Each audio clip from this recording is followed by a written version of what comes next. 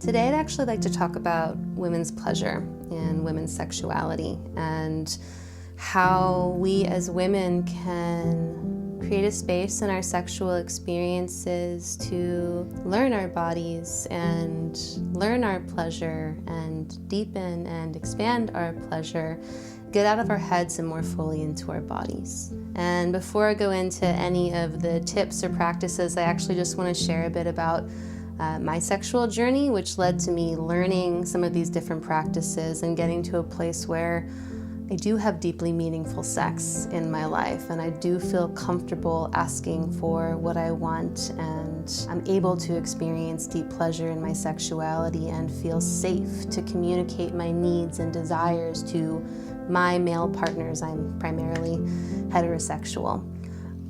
In high school, I had no sexual experience whatsoever. I was very internal, had a lot of insecurities about my body, confidence, things of that nature. And then when I went to college, I very much kind of jumped into the idea of I'm supposed to be having a lot of sex. I would love for a man to choose me, a man to love me, and I had it in my head that if I have sex with a man, that he'll choose me in some way. So I wound up having a lot of sexual experiences in college that I wasn't really connected to my body. I wasn't connected to my pleasure. I didn't know what I wanted. I didn't know how to ask for what I wanted, and I also felt insecure about asking because I was afraid of being too much, being an inconvenience, taking too long, whatever the fear in my head was. So I'd wind up having these sexual experiences with men where I was very focused on their experience, making sure they were having a good time, but didn't have the confidence or the comfort within myself to advocate for my pleasure. And I remember, after we were complete with our sexual experience, it was often difficult for me to even go to sleep afterwards because it was so hard for me to be comfortable in my own body and just let go and relax that my nervous system couldn't actually let go and fall asleep. So fast forward a few years, being in a variety of different relationships with men where, again, I wasn't fully listening to my own needs and desires. I wasn't communicating them. And I remember getting to this one point in a relationship with a man who was a total sweetheart, really gorgeous, wonderful human being. And I remember sitting in bed, he was in the other room reading or on the computer or something like that.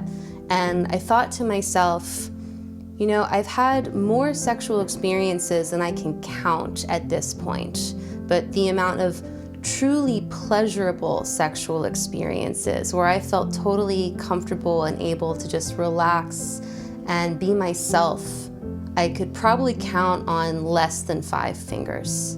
I just got to this place of realizing, the common denominator in all these experiences is me.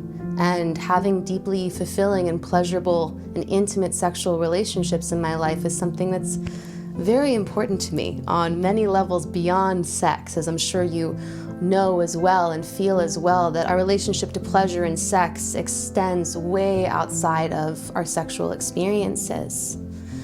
So that breaking point of realizing that if I was going to experience pleasure in sex, that I needed to explore what was going on with me that was getting in the way of me knowing my body and being open to asking for what I wanted and receiving it. It was quite an exploration. I explored a variety of different sexual modalities, including explosive sexual healing, orgasmic meditation, a variety of different traditions. And there were some very important practices that I learned that really helped me get into my body and start shifting the way I valued my experience in my sexual relationships with men. And that's what I'd like to share with you, because there's a different approach to sexuality that's more in service to us having our needs and desires met, and in so doing, inevitably having that overflow into the pleasure and nourishment of any partner that we're with.